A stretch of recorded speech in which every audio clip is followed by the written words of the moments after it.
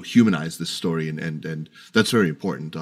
So having that said, I'm going to try to move on to other things that haven't really been covered. Let me first offer a quick update. As many of you know, Trump and Chinese President Xi Jinping had a phone call this morning, and from the readout from the Chinese side, Tom flicked at this. There's a line at the end of a paragraph simply reading, 美方欢迎中国留学生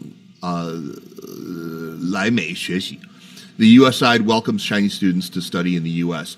It's unclear whether this is a paraphrase from Trump or not, but then in an Oval Office press conference with German Chancellor Friedrich Merz just now, Trump confirmed this. He said that Chinese students are coming, no problem. It's our honor to have them, frankly. I would do a Trump impression, but it probably wouldn't go off well.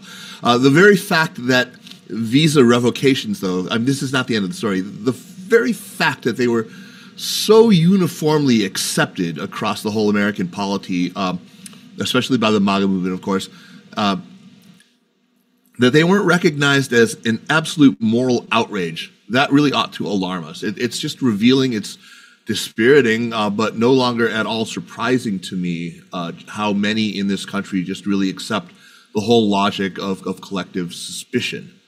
Racial discrimination is a very big part of this, as we've heard in the very valuable history lessons we just had in the first couple of segments of this teach-in.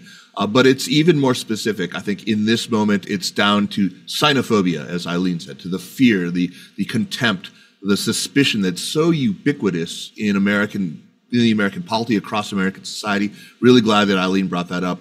We need to take a really good, hard look at ourselves and understand why xenophobia is so deeply entrenched. The constant focus in our media coverage, for one thing, on China, and in the elite discourse in America on regime type as the source of difference, as the underlying reason for our dislike of China, the ultimate source of all of China's perfidy. Deep down to many Americans, the Chinese Communist Party is just deeply illegitimate. They see China as a country ruled by an illegitimate regime, and so that sort of primes so many Americans to accept the most absurd claims about it. The thing we hear so often from xenophobes, I love the Chinese people, I just hate the Communist Party. That, in most cases, is a fig leaf, I find, for just, plain old xenophobia. With the MAGA movement's embrace of Rubio's announcement of this very odious policy, which hopefully we're going to see reversed, we've just seen that fig leaf blow away, and we're now seeing the underlying generalized xenophobia that is the naked truth of it. This is, of course, the fruit of securitization, which I think is one of the most conspicuous features of the current moral panic over China. The tendency, the obsession with viewing everything about China through this one single lens of national security. It's when all we have in our toolkit is a hammer, everything starts to look like a nail, and a Chinese communist nail at that. Pete talked about the out-of-date ideas that people have, but the one that is particularly, I think, relevant in the context of visa revocations is this idea that China's advances technologically, and we've seen so many of them recently, in EVs, in quantum computing, especially in AI, with the advent of DeepSeek, this idea that they are built entirely on, whether licitly through, sending students to America to study, or illicitly, through these non-traditional collectors, through espionage, through cyber espionage. The galling hubris behind this idea that China would be incapable of it without. That I think is something we really need to talk about. The thing I really want to focus on, or one of the things I want to focus on in my time, is in the past, when I have talked about this surge that we saw, especially in the COVID years, of anti-AAPI hate and violence, when I have linked that to xenophobia, when I've said that xenophobia is really the cause behind this, I've gotten pushback from some quarters, from many quarters, along lines of, well, that's a CCP talking point, and you're just repeating it and you're reinforcing it. And in doing so, you are carrying water for the CCP, right? I mean, think about this. If they are so eager to prevent the CCP from scoring 1 point, they're so eager to do that they are willing to throw Asian Americans basically under the bus by refusing to confront with intellectual honesty the underlying causes, this refusal to let China score a point, if you follow my logic here, it simply demonstrates that these guys are locked into the very zero-sum mindset that defines Sinophobia. It really wounds American pride to see China advance, right? We've seen this. I was just talking about, this idea that everything they must, it's copium, right? We've got a copium epidemic in America right now. They're hitting that copium pipe awfully hard, and this is the result. What is at the heart of this damage to the American psyche, this psychological discomfiture? Why is China's rise something that sticks so badly in the American craw? That is something that I'm obsessed with, a question that I'm really obsessed with. And for me, I think a lot of it has to do with American exceptionalism and the blows that China has struck to these sort of foundational pillars of American exceptionalism. A free market wasn't supposed to be possible except under the auspices of political democracy, right? You weren't supposed to do that, but China's done that. Innovation wasn't supposed to flourish under autocratic auspices, right? You weren't supposed to be able to do that. Forget the V2 rocket, forget Sputnik, but the rest of it, right? You're not supposed to be inventive if you're innovative, if you have democracy. Free trade was supposed to be the way to prosperity. We used to be the big flag bearers of free trade until suddenly we weren't. Until, of course, we started suffering by China's embrace of free trade. The common denominator here, of course, is China. China is the thing that challenges these ideas. Industrial policy, it wasn't supposed to work, right? Suddenly we've embraced it, by the way, without having had a real honest national conversation about it. But here we are. Now we're aping China. We're openly embracing it. These blows to our exceptionalism have brought on a crisis of confidence, and that is what underlies, I think, a lot of the moral panic that we're now suffering. We absolutely cannot ignore the racial dimension to this. This has been explored pretty well, but I want to say one thing about this. About 5 years ago, in the summer of 2020, two things were happening that seemed unrelated, but they were I saw a clear connection in them, in my mind. One was, of course, American cities were erupting with Black Lives Matter movement after the killing of George Floyd. And the other was that Trump basically released the dogs. He set loose, he declared basically open season on China across all branches of the across all agencies of the American government, from the bully pulpit of the Oval Office. And this was, of course, in reaction to COVID. I watched the reaction to BLM on American streets, and the image that really burned into my mind was of that couple, the McCloskeys, this white couple in their Izod Lacoste, preppy get-ups, who were brandishing an AR-15 and like a pistol at peaceful protesters in St. Louis. These people and those who would embrace this whole sort of replacement theory idea, they aren't that different in my mind from the U.S. fretting about its place in the world. What the McCloskeys are in the American microcosm is what the U.S. is in the world macrocosm. They are worried about their impending eclipse. They're lashing out spastically in this inchoate paroxysm of rage that's, beset. I think they're both beset by this kind of weird combination of overweening arrogance and hubris and entitlement, and at the same time, real fear. And that's all underpinned, of course, by deep prejudice. Now, I got a note from a friend who's watching this right now, and he urged me to push this into what we, should be doing and not let this become too much of a siloed academic conversation. Not that I think it is, but I hope that, some of us have signed the open letter that Tom drafted. I did. But really, I think what we all need to do is get out there and engage the public with persuasive arguments. I am personally bothered by some of the framings that I've heard in taking on this argument, even by very well-intentioned people. And yes, I have to some extent or another used them depending on the audience that I'm addressing in the moment. But one of these that I find problematic is how the first argument we tend to reach for is this is really bad for America. And I get it, but it is bad for America. Tom pointed this out, May pointed this out. Our whole innovation ecosystem really depends on this talent from China and from other Asian countries. And I've advanced that argument. I've advanced the argument also that China, consumes a lot of our big, services export, higher education. I don't have a problem with that framing as such. It's when bad for America is so linked with also good for China. This is a win for the CCP. this tends to reinforce the very type of zero-sum thinking that I find so distasteful. I hope that we can keep the focus on the immorality of this, the wholesale violation of fundamental values that this country once cherished. The other thing that I've seen that really bothers me even worse is we saw this in the response to the China initiative that began in 2018 in some quarters, and this is this reflex to urge Chinese Americans and other Asian Americans to drape themselves in the American flag, to make their patriotism just plain, to be out there denouncing full-throatedly the authoritarian regimes like China's.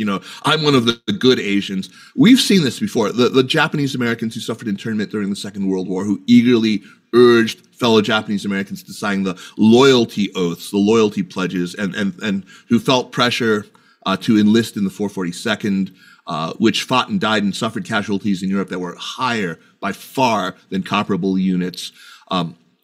This, I hope we all know, is not the answer. I'll stop there, but thank you very much, Michael, for organizing this. Thank you, Kaiser, for those powerful comments.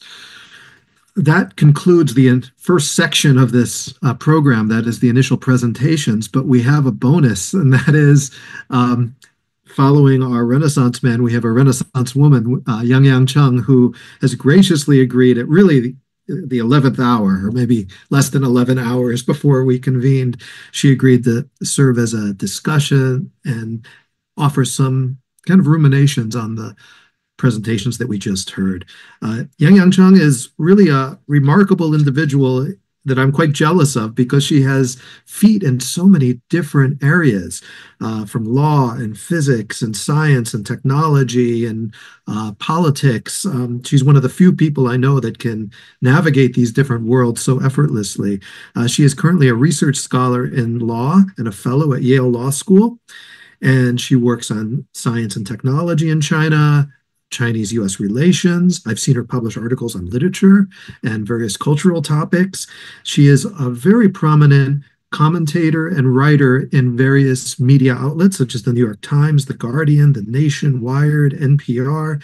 In particular, she recently co-hosted and I guess co-produced a podcast called Devils on the Doorstep, which I found, is that the right title? Or no. Dissident at the doorstep. Dissident on the doorstep, which is really a kind Devil works too in his case. Yes, a must listen. It was recently awarded a major prize, and actually her writing has been awarded numerous honors. And it's such a treat to have you close this section of our panel out by offering some remarks. So, Yang, I'm going to turn it to you. Thank you so much, Professor Barry, for this overly generous introduction. And then I came onto this really because I asked Professor Barry whether this session would be recorded. And as a result, because one does not say no to Professor Barry. And so here I am. And then I should open this by saying that, so I came to this country 16 years ago as an international student from China.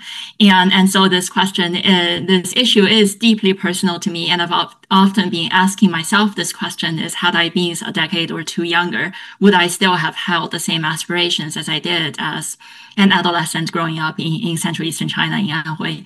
And then honestly, I do not have an answer. And I think that says something.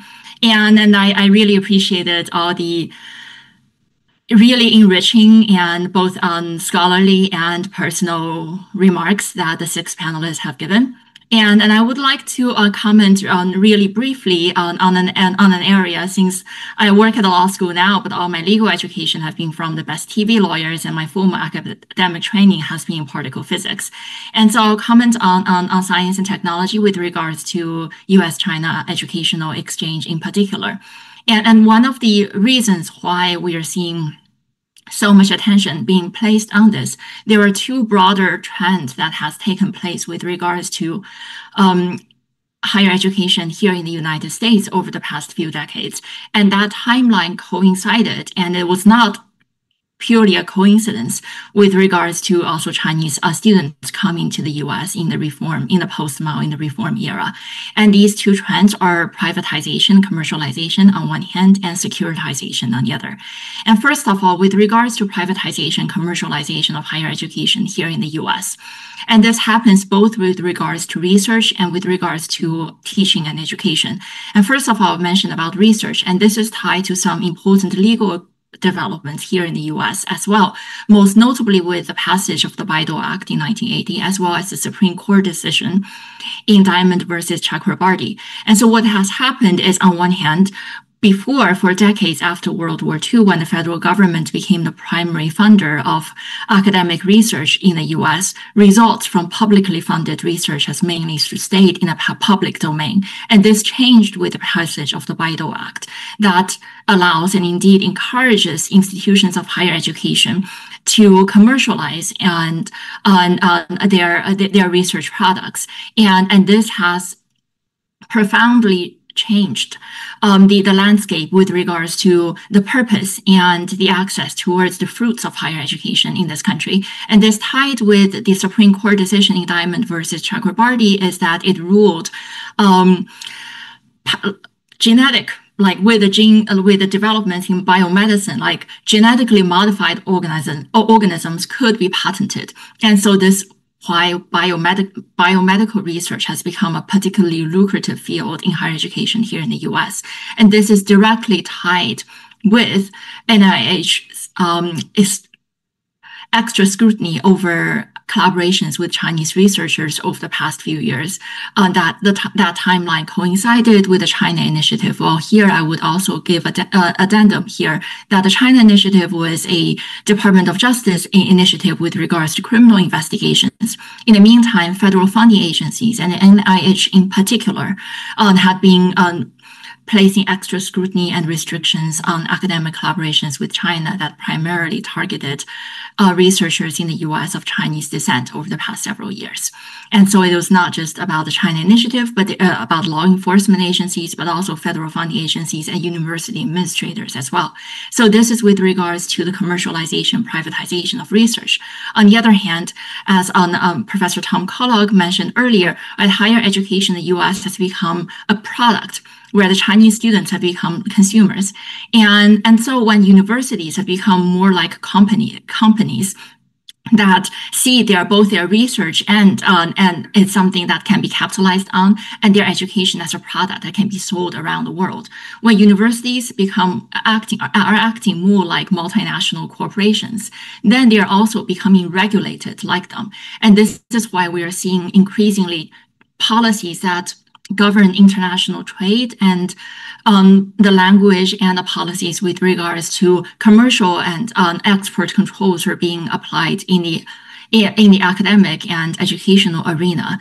And so this is the first part with regards to privatization, commercialization. The second part is with regards to securitization. And this is tied with the earlier part as well, because when we think about national security, it's not just about military security as what one would conventionally imagine. And indeed, national security as a concept that emerged in the context of World War II, but solidified in the context of the Cold War, had been increasingly expanded to include economic security. The idea is that a poorer rival is also a weaker rival. And that was in particular solidified during the 1980s and 90s with the US's economic competition with Japan. And so when we have higher education that is being and academic research that is being seen as a commercial product that is being incorporated into the concept of economic security, that is in turn incorporated into the concept of national security.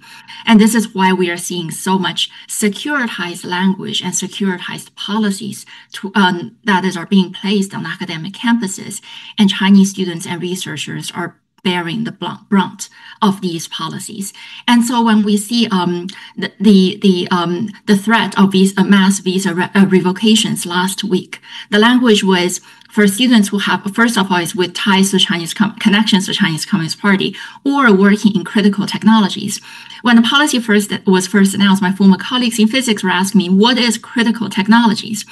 And on one hand, the language is being kept purposefully vague. And I think those of us who work on authoritarian politics understand that vagueness serves a purpose of intimidation and serves as a purpose to expand state power. On the other hand, critical technologies is not necessarily a new concept. And the Biden administration has frequently issued and updated its so-called critical and emerging technologies list. And it has, in the CHIPS and Science Act, there is also important provisions with regards to how federal funding agencies and their grantees and universities and national laboratories need to increase their research security measures. And at that time, there was not much public pushback against these. There was an idea, it was like, oh, it's for national security and we have like a capable and responsible government and these are relatively narrow measures. However, the point here is not necessary when we are seeing what I think one of the things the past few months have taught us is that we need to be very, very careful in terms of new laws and regulations, in terms of the terrain of power. Even if a provision is being one shouldn't place so much trust in the state in using its power sparingly or responsibly. And so this brings me to my final point here, that this is really about power. And we are seeing these restrictions and these discriminatory measures being placed on Chinese students and scholars. And however, I think it is very, very important to understand this not just as a U.S.-China relations issue, but as an issue with regards to academic freedom. That China threat and Chinese espionage are these new buzzwords similar to critical race theory or DEI that political parties are seizing to latch on and to seize further control over the academic agenda, over who can enter a U.S. university, who can sit in a classroom, who can enter a laboratory, what kind of research is being pursued, and what that purpose is for. And so earlier, I know that Tom mentioned that for Chinese students should not give up on the U.S. And I mentioned that had I been a decade or two younger, I wouldn't know how I would plan this next stage of my life. So I think what is really important here is that people in positions of relative security and power here in this country should not give up on the Chinese students. And that is not just about Chinese students per se, but it is really about what is the future of this country, including what universities and what higher education is for. We are having this conversation on the heels of a very important anniversary in China. And we know that 36 years ago, Chinese university administrators and the general public showed incredible courage in a situation that one can very safely say is a lot more perilous than what people are facing here in the US. And so I think in these moments, it is really, really easy to feel powerless. It is really, really easy to descend into cynicism or despair. But I think as what earlier speakers, Professor Guy and Professor Ching had mentioned, what history had taught us is that things, the path is contingent and the future is not predetermined. And so it's really important for each to understand, on one hand, what is our own agency and power in this moment. On the other hand, with great credit and thanks to people like Professor Barry to organize these kind of conversations for people to find a community and to leverage our collective power in terms of fighting in this moment, but also always keeping in mind what is the future we actually want to build. Thank you, Yang Yang, for that very powerful closing remark. We have about a half hour for discussion. We have some questions in the Q&A box, but I thought I'd kick off our discussion by revisiting the topic I brought up to Tom earlier, which was, I know we have a lot of international students in the audience who are craving something concrete. What should I do? Where should I go in this time of fear, uncertainty? Tom gave us some advice from a legal perspective. Maybe Yang Yang and Jack can also elaborate a little on that. But I was wondering if we could go around and everybody could share. What would your advice be? Whether it's legal, whether it's from a human perspective, what would you tell those of our students who are scared, uncertain right now in this critical moment? May, do you want to start? You have to unmute, I think. Well, I think students have to understand the situation at their particular university. I think it varies across the country. Some universities I think, are going to be more willing to help you, and others will not help you. We have universities already who are not helping anybody on their campuses, whether they protest policy in the Middle East or stand up for Black studies or whatever. So I think it varies. It's not the same everywhere. At my university I'm embarrassed to say, is not doing anything for our students or our faculty. So you have to know what your situation is. Are there reliable supports in your universities, your International Student Service Organization, helpful or not helpful? I definitely think people should have legal counsel. There are pro bono lawyers who are at the ready and who are already helping students. There was another round of student visas that were revoked a few weeks, I don't know, a month ago, and it was overturned by the Supreme Court. But there were a lot of lawyers got involved right away. So I would say first, know your own institution, and second, definitely have legal counsel. Now, I am not as sanguine as some of my co-panelists. I think we're in for a very bad time, at least in the short term, maybe even the medium term. In the long term, who knows, right? I think we have to fight. But I don't think that Chinese students or Asian Americans have many allies in American society. This goes to what Jack was saying about the history of racism and what Kaiser was saying about very deep xenophobia. And what I believe is really, as Yang Yang said, a power.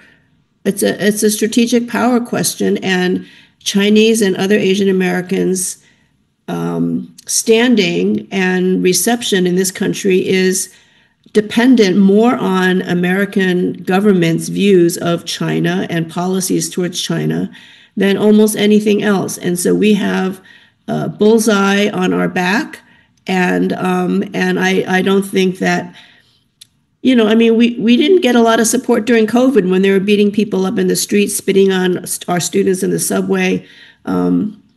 It's not a good situation. So I hope that universities will support our international students, and especially our Chinese students right now. In general, I'm not very hopeful because I don't think the universities in general are standing up to the Trump administration. And my university is desperately trying to negotiate and give away the store on everything in hopes that they can get $400 million back. I don't think they're ever going to see that money. And because it's not just about punishing Columbia or Harvard over their research money, they want to destroy the architecture of scientific research in this country. The whole edifice that's built on the partnership between higher education and the government through NIH, NSF, et cetera, that is, and we have somebody running Health and Human Services, which oversees the NIH, who doesn't even believe in science. So I don't think it's a good time right now. I think that people who are exploring third country options, I think that's a smart move if that's something you feel you can do and want to do. I'll just say this. The United States cannot stop science, but science will take place somewhere else if it doesn't take place in the United States. Research will continue, but it may not continue in the United States to the extent that it has. It will just go somewhere else, and the students will go somewhere else. They'll go to Europe, they'll go to China, they'll go to Australia. And so I think that, anyway, so that's my advice. Sorry, I do have a rather bleak picture. Thank you. Jack, do you want to chime in on this?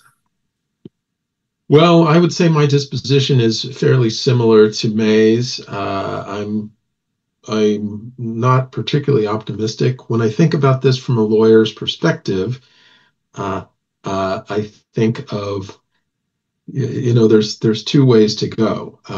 Michael, you said that one of your students, this phrase stuck in my mind, was angry and defiant, and that's a certain kind of strategy that we have seen in civil rights contexts in the past. Fill up the jails in the Jim Crow South, and that's a certain kind of strategy, and it's a risky strategy. It worked. But it's a strategy that puts a lot of burden on the individuals, and another strategy, another approach, which is one that lawyers often take, is to figure out a way to minimize the friction and minimize the transaction costs. And why should you stick your neck out? We've seen this with the law firms that were targeted. The law firms have free or low cost legal representation, and some decided to fight, and others decided that discretion was the better part of valor.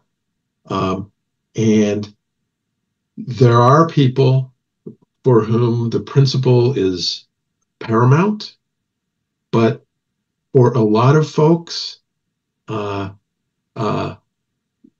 what they want to do is finish their degree, live their lives, take care of their families, and hope for the best. So in practical terms, what I would say to an international student is to make sure your social media is clean. And it's disgusting and disgraceful that we have to say that in the United States. But for practical purposes, it would be useful to keep your social media clean. If you have opinions on Palestine, keep them to yourself. At the next level of self-protection, certainly you don't want to get arrested at a protest. You don't want to get arrested for anything. There's this idea that the United States is a free country and we don't have checkpoints in very many places, and we don't have the police stopping people to ask for ID in general. And so that creates an impression of an open society. But don't speed. Don't do anything that is going to get you in the criminal justice system. Of course, you don't want to commit crimes and do anything really bad, but don't play collegiate pranks that might get you arrested, because your hallmate, who is a U.S. citizen, might get probation from the school, whereas you might have your visa revoked and be sent back to your country.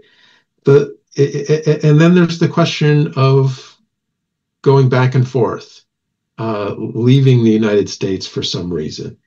And I'm a conservative lawyer, and I would say it's a risk.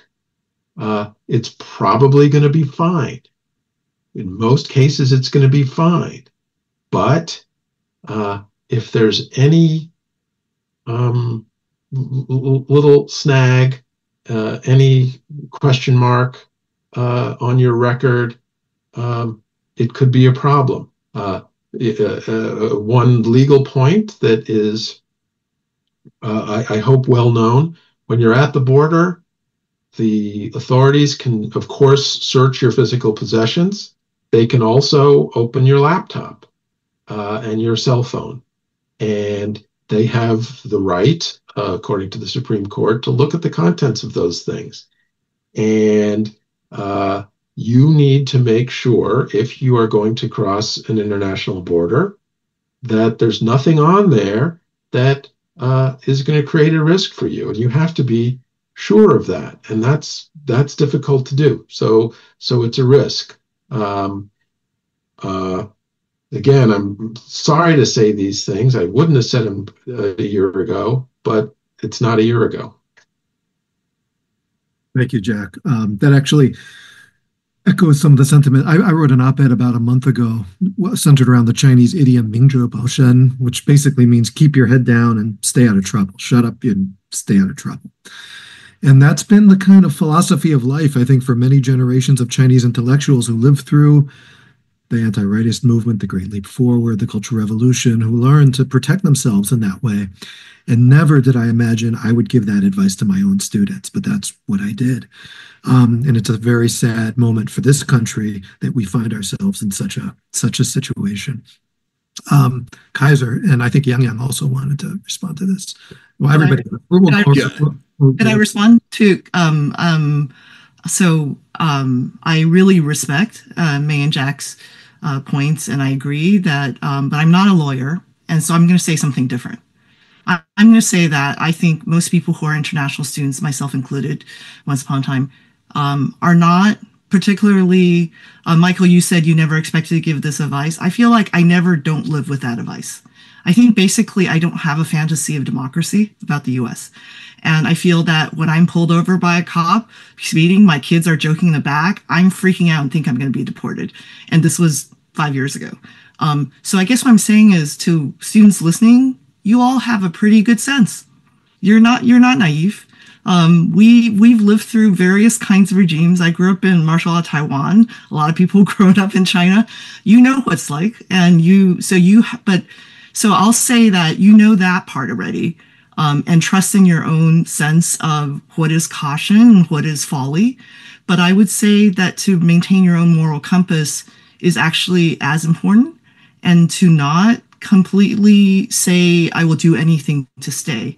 If it is a choice for to do anything to say compromises yourself so much, why do it?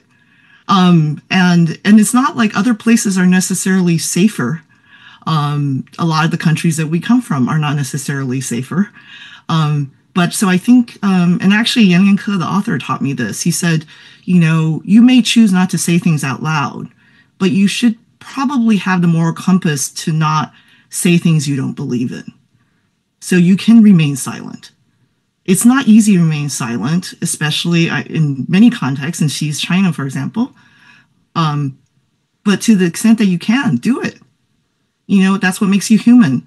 I was also, and then I know Yang and I have talked about this, but I was incredibly touched by the students who stuck their neck out during the A4 protests, both in Shanghai, but also on US campuses.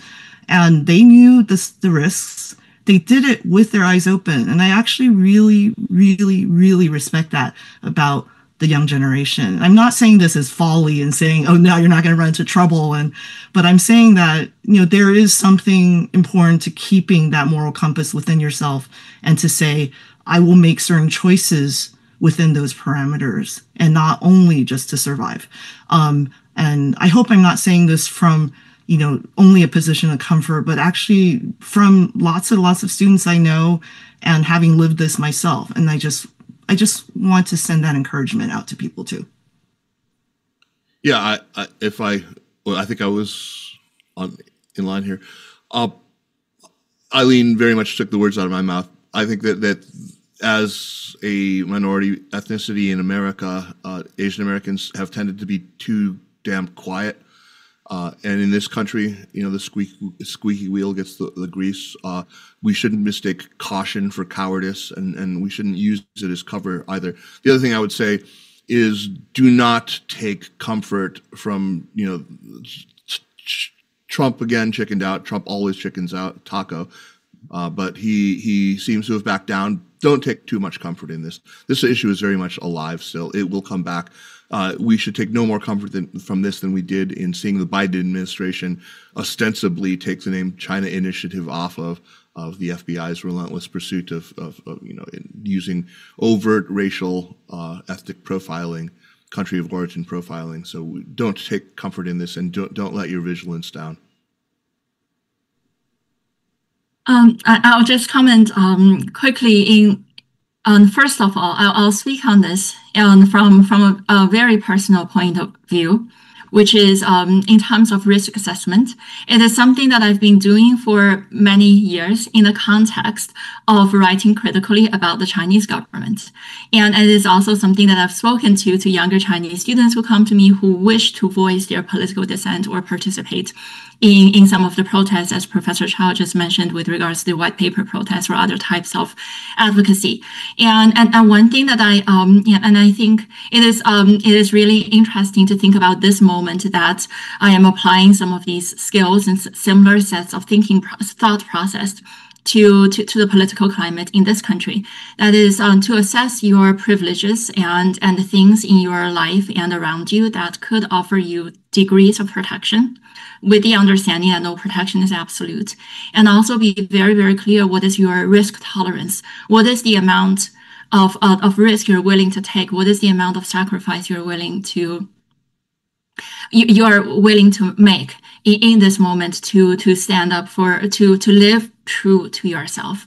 And I think that is an answer only you can give to yourself, and is very, very important to not be swayed by a lot of other voices around you. In particular, people in positions of relative privilege may like to encourage people in more marginalized positions to become tokens or poster children for risk taking. So this is the first thing. The second thing, I understand that I work at a law school now, but laws are tools of power, and legal measures by itself cannot fundamentally change the terrain of power. And so when one uses legal measures, one understands that a primary function of that is to buy time. And that can give time for organizing, can give time for other types of political action that shifts the terrain of power.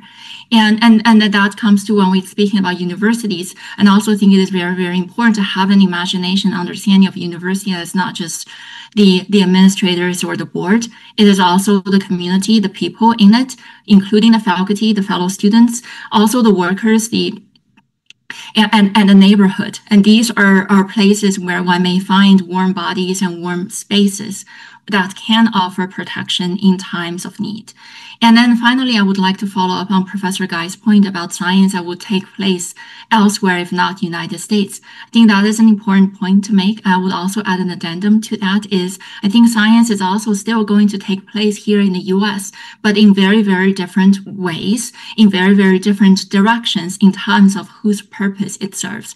And so for Chinese students who are in the sciences, who aspire to a career in the sciences, wherever you choose to take your physical place of residence or employment, it is also very important when we look at history to understand that political and social conditions shape the trajectory of science and technological development that have lasting consequences even long after initial conflict has ceased. And we are still living in the science and technological regime that to a large extent was shaped by the Second World War and the Cold War. And these are very important lessons to keep in mind as well. I just want to add a point, which is that I agree with what people are saying, that individual students have to know their situation, understand how risk adverse they are, what they're willing to do, etc. But I think also that fighting back cannot be just done on an individual basis. We don't have a movement. There's no movement. At least I don't see one. And if there is going to be a real pushback to this potential policy or the other policies that we're facing, there has to be organizing. There has to be a collective response. And within a collective response, some people will emerge as leaders who are willing to stick their neck out and to take a stand and have that kind of courage. And that will give other people courage and inspiration to follow them. And it will give cover to people who don't feel they can speak out, but they will have the cover of people who are organizing. So I think that's another dimension of this, because we've been speaking about, to the average international student, what should I do? What should you do? And I think some of what you can do is to talk to your colleagues and your peers about what we can do And I think it's difficult. It's never easy, but historically speaking, people have always found ways to resist oppression and attacks. And I think it's a very difficult situation. But so even though I think it's a very bleak picture, I do think that I have faith in the humankind to resist oppression. But how that's done and how that can be done in this environment and around these issues, I think is difficult given that there's very little institutional support and there's very little political support. I don't see the Democrats coming forward right now. It's not just MAGA and Trump. The Democrats have not shown that there are allies either. So I just wanted to put that into the mix, that we also have to think about resistance from a collective point of view. Thank you, May. Peter, do you want to chime in on this? Oh, I think I think probably most things I would have been thinking have been said. I mean, I think again, when students talk about other options or third country options, it is, you have limited legal leverage as somebody who's not a citizen in this country when you're here. But the power that you do have often is in your knowledge, in your hard work, in your skills. And be prepared to think of those things as multiple is something that I would keep in mind. That's part of the agency that you have as a young person who is, talented and working in these specialized fields. Unfortunately, that has to be part of what you're thinking. Thank you. So we have limited time, but if the panelists aren't in a rush, maybe we can spill over a few minutes over to get a few questions in from the Q&A. There's one quick one that I'm going to just jump on, which is, what has shut up and stay out of trouble gotten all the people who have been harmed and oppressed in this country?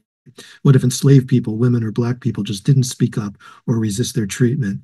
And I think this is referencing comments I made, and also maybe Jack, who kind of suggested a more conservative approach. I just want to clarify that in the essay that I wrote on this subject, as Peter just mentioned, the international students are in a particularly precarious situation if they're on a visa, and speaking up could result in their immediate deportation. And so and part of that essay is basically saying those of us that do have greater protection, our citizens, it's our job to stand up and fight that battle for them, to be their voice, to be their advocate for those who are more vulnerable, because these international students do find themselves in such a particularly vulnerable spot. I'm not sure if Jack wants to respond to that at all either. Yeah, I completely agree. Those of us who are U.S. citizens, those of us who have stable employment, should be the ones who are sticking our necks out and taking the heat. It shouldn't be people who are much more vulnerable and in much more contingent positions.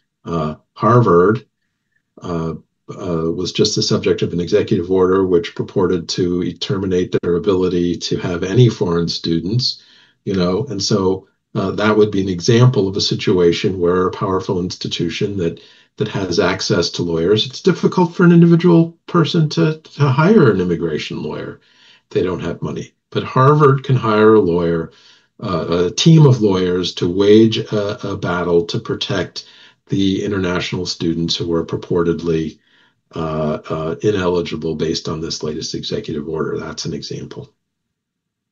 Thank you. This is a question from actually my colleague, Torkel Duthie, a professor here at UCLA. He asks, would anyone like to comment on the fact that there seems to be a split in the Trump regime between white nationalists who want to restrict immigration and Silicon Valley authoritarians who rely on immigration to the U.S. and seem to want to implement an international multi-state regime of state surveillance? Kaiser? Yeah, I think that's a very keen observation. It's correct. This is not the same sort of a split that we saw in Trump 1, where you had these sort of genuine bona fide globalists, people along lines of Gary Cohn or Steve Mnuchin. You don't have them anymore. Scott Bessent does not qualify as one. But what I think we need to be clear on is that even among these Silicon Valley tech bros, there is a lot of techno-nationalism. I mean, if you look at it in somebody like Amade or any of these other guys, they are they couch the competition. They really foreground competition with China, especially the ones who are involved in AI, and a lot of them are actually quite ardently behind everything from technology export controls to the sorts of restrictions on H-1B visas. Even though they want H-1B visa workers from quote unquote from more pliant countries as they see it. So it's not a stark bifurcation. There are, you have the Stephen Millers and you have the Steve Bannons in the shadows, but I don't think we can count on the tech bros of Silicon Valley sort of upholding the flag of for international students. Yeah. Yeah, I'll follow up quickly on this, and I agree with what Kaiser said. And in the sense, it's also that when we think about some of the language coming out of Silicon Valley with regards to international talent pipelines, it's not so much that they are the value is not in terms of migration as a basic human right, that people should be free to leave or free to stay. It is very much in the language of trying to have to discipline labor, to have a docile labor force that are placed into artificial constructs of precarity on some types of visas to work in service of capital. And that is very, very much in line with this kind of vision. And also, it is, I'm not saying that the technology is there, but also it is very, very in line with the idea that if these workers could be replaced by so-called artificial intelligence and all the better. And so we should see there is a consistency with regards to who is in positions of political and financial power, and what is their vision of the world that is being implemented before our eyes through these different tenets. And then I think, and this, I'll add an addendum to this, is that when we are, I know that the focus of our discussion today is with regards to Chinese students, and in a way, these are still with a degree of social and educational privilege. And when we talk about immigration policy, it's also very important to not fall into the type of rhetoric to talk about who are the good immigrants who are deserving or not, and really be able to stay consistent to a vision that this is about if migration is a fundamental human right, then anyone should be free to stay and free to leave. And it's not so much about the best and the brightest. If we focus on the language of the best and the brightest, we are giving in to the criteria that stratifies people and creates these kind of artificial hierarchies that further solidifies and reproduces unequal structures of power. The next question, do you think the administration is unaware of or underestimating the full cost of such Chinese exclusion 2.0? Do they truly believe Chinese students and scholars are the source of the problem, or are they fully aware of all we have said here and simply deliberately making such a move to cater to majority voter sentiments? If the latter is true, what can we do to improve the situation? I don't feel that, honestly, I don't think it's majority voter sentiments. And I also, xenophobia aside and everything, I actually think, as you know, the top institutions are going to survive, maybe damaged, but survive. But a lot of universities would frankly go bankrupt in the United States. And alongside them, the campus towns and the college towns that are economically benefiting from these universities. And so I don't feel like this is an outcome. But I do think, so I actually don't think it's about the students or the international students. It's about, I think May mentioned this earlier and others have too, that it's about destroying these institutions, right? So it's not, remember this conversation is happening at the same time that these institutions are being accused of anti-Semitism, another fig leaf, right? So that, and that doesn't have to do with Chinese students, but it's really just finding excuses to undermine and destroy this complete structure. And so I don't think that it's not how well behaved the Chinese students will result in, what will happen to them. So that's where I push back. Like, I don't feel like we can be good enough best enough and brightest enough. I absolutely agree with Yang Yang. I think immigrants model the right to have rights. If we believe in human rights, we believe in immigrant rights. There shouldn't be a good immigrant, bad immigrant, or valuable or not valuable immigrant criteria. I think that's a really interesting question. Oh, thank you, Eileen. I agree with a lot of that. I think it's a really interesting question that was posed from the audience, because when you say, what does the Trump administration really think, or what do they really want to do? They're, at one level, the president himself, I don't think, has any plan, any consistent vision, other than what is going to protect, enrich, and enlarge his own position. That's his fundamental motivation. And the people around him, who, to the extent that they juggle serving him and his whims and his needs with their own agendas. The principal agenda we have before the country is the 2025 plan.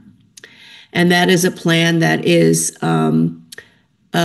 hell-bent on destroying and taking the country backwards with regards to civil rights, with regards to human rights, with regards to higher education. You know, there's a campaign against DEI, which encompasses everything that's not about privileged white males. And this is, I think, behind what is a lot of the attack on higher education, because we are supposedly the bastions of the liberals. It's not even true. You know, the universities are not all liberal bastions, but this is their idea that this is the fount of woke liberalism in America. So they want to destroy it. And then you have other things that feed into it, like the anti-science stuff of Robert Kennedy, and, you know, you have all kinds of other strands. But I think, from my perspective, one of the problems we have in this particular situation with our international students, but in general, is that, you know, now we have a meme called Taco. I mean, the point is that the president changes his mind every 3 days, or he thinks he's going to put out something outrageous and then draw it back and then make a deal and come up with something beautiful in the margins. And it's very unstable, to say the least. Nobody can plan from Wall Street down to the international students. So it's a very, very unstable time. And I think much of that is because I don't think, this is my personal opinion, I don't think I'm alone in thinking this, I don't think he cares about anything other than himself and his power. And he's surrounded by people who have agendas, they believe he can serve those agendas, because they do trigger certain deep-seated biases that he has. Thank you. Let's try to squeeze in a few final questions. This one is from Robert Kapp. He says, I recently transmitted to friends a list of 150 plus professional associations in the STEM fields in the United States. All of them should be speaking out. Few, if any, have. How can they be reached and activated? Universities, any university could play a role in reaching out to the associations and getting them out in the open about this. Same for business associations, though I have a hunch that constituent business members will want to take cover. Any comments on that, or advice on how to get this message out? I mean, one of the reasons I put this panel together was the silence was deafening. It's such an important issue that's, like I said, our students are living in fear, and yet there's just been so little discourse. How can we amplify the messages that we're talking about today? Sorry, I'll just quickly say one thing. I was quite cynical, and I think anybody who works in the university is quite cynical about what universities are willing to stick their neck out for. But as an alum watching Harvard, I have to say that it's not that Alan Garber was built to be a revolutionary vanguard. I think, frankly, alumni also got to him. One was, of course, the overreach of the Trump administration that meant that he had to respond, right? But the other was actually, frankly, alumni did mobilize, right? And I feel that the only response institutions have is to their alumni, honestly. I mean, they're big donors, their board of trustees, which is the Columbia problem, to be honest, and their alumni. And so, if you're short of influencing your board of trustees and your billionaire alum donors, but you could massively organize alumni. They have much more voice than any faculty or administrator or student. I think that's a really good point about alumni, because the problem with our faculty is that they are afraid of losing their funding. And, in many institutions, actually, Chinese and Asian American faculty, including those in the sciences and STEM fields, have become much more politically active since COVID. But now that their funding is on the line, it's a dicier situation. So I think that there might be, I don't know if there's a side door into these associations, that have more of a professional profile, like the AAUP has stepped up where a lot of university administrations have not. The AAUP is an example. If there's other scientific and professional associations in the STEM fields that could do that. And then the other route is by organizing the alumni. A question: how can we teach the possibility of transcending nation-state construct among Chinese international students now that they are in a double bind?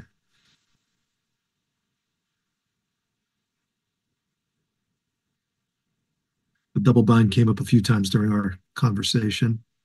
Any advice to students in that situation?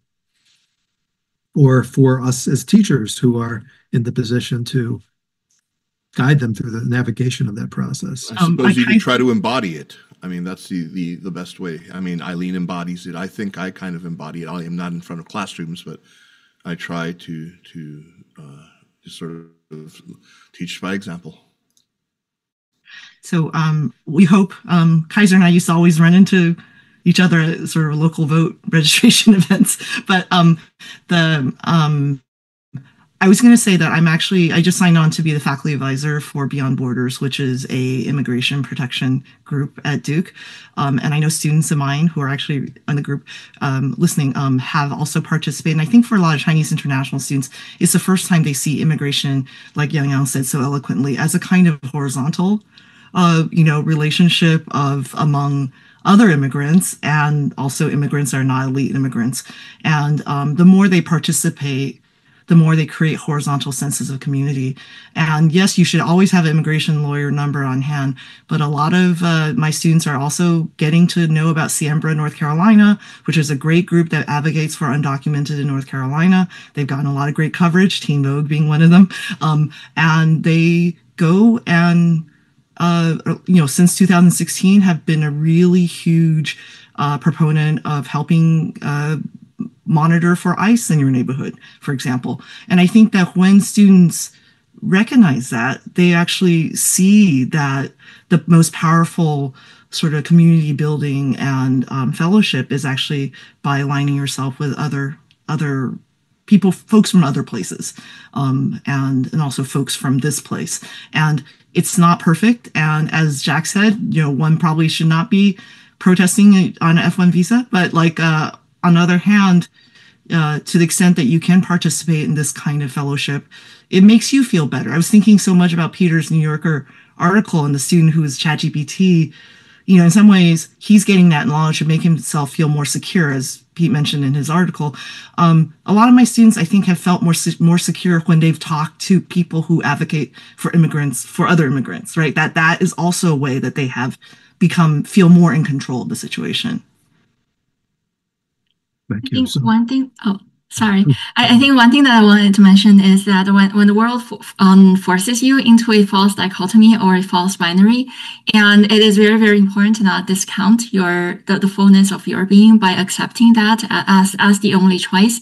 And I think it is I feel very, very keenly like this kind of quote unquote double bind, but it's very, very important to note that is not something wrong with yourself. It is something wrong with this construct. And so I think like your very existence and in the very dilemma you feel is a direct repudiation of it. And to live as true as possible is a form of resistance. And I think this comes back to the idea of power. If I could add an addendum to the earlier question about STEM organizations, I think we've seen time and again, not just this year, in this political moment, how academic associations often is in the sciences would prefer to protect their relationship with federal funding agencies than to protect the most vulnerable members of their communities. And I actually think this moment of these full-on assault over science funding actually creates a possibility. I say that as a possibility, as an opening for a more broader sense of solidarity that one's silence cannot protect oneself. And by staying silent is another way to further yield one's power. So as Professor Guy also mentioned, right, it's very, very important to recognize one's power and also to organize and to leverage the power as a collective. Thank you. We've already gone over time by almost 15 minutes, but I want to take the teach-in aspect of this seriously. And earlier we kind of gave advice to students who find themselves in a difficult position. I think for the last question, there are a few questions in the chat about how the allies and those that want to support these students, what they can do. And so we have a question about what you would recommend institutions do to protect and advocate for Chinese and international students. Another question is from a staff member at a university who wants to know what they can do to step up and take actions to support students. And so maybe we could have a final round if anyone has advice for those who are in a somewhat more secure position. What can we do to advocate for those students who find themselves facing these challenges? Peter, you want to kick this one off? Yeah, I mean, I was talking to one of my former students yesterday who's in a PhD program, and she's about to go to China for field work. And, she found it very helpful that she met with the people in her institution and their advisors and so on. And they ran through a list of scenarios, and they sort of said, yeah, if you happen to go back for field work and you're not able to come back here, we can find a way to help you finish your dissertation there, in another place, whether it's in China or some other country. And I think that helped put her at ease, and so I think you have to try to communicate with the individuals and run them through scenarios and talk to them about options, help them understand how things might work. That seems really critical at this time. And that sort of, it has to be really at the individual level. I think in many cases you have to, again, these people are under a lot of pressure. They feel helpless, and in some ways they are helpless, and in certain legal senses, and so it's up to those of us around them to sort of help give them advice and talk to them about options and try to be creative in what options might be there.